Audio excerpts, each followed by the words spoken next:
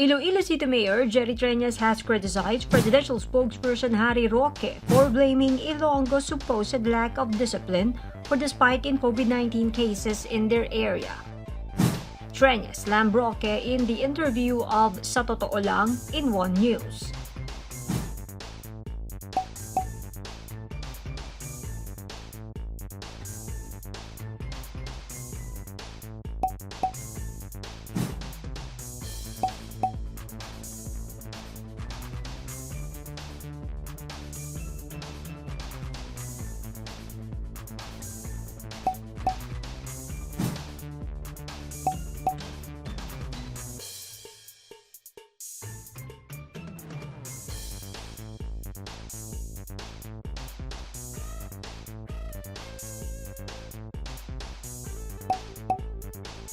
In case Roque pursues his plan of running for senator in the 2022 elections, he just lost a supporter.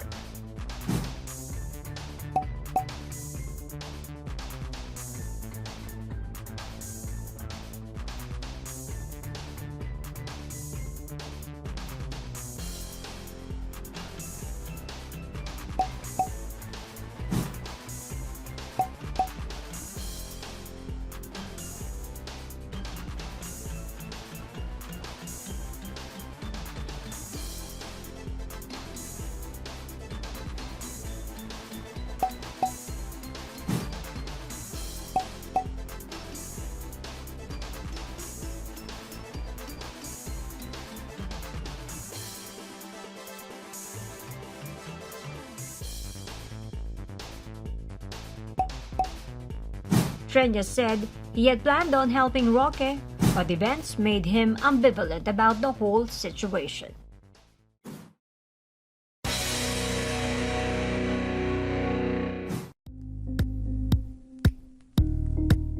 Thank you for watching Politico TV. Please like and subscribe to our channel for more videos.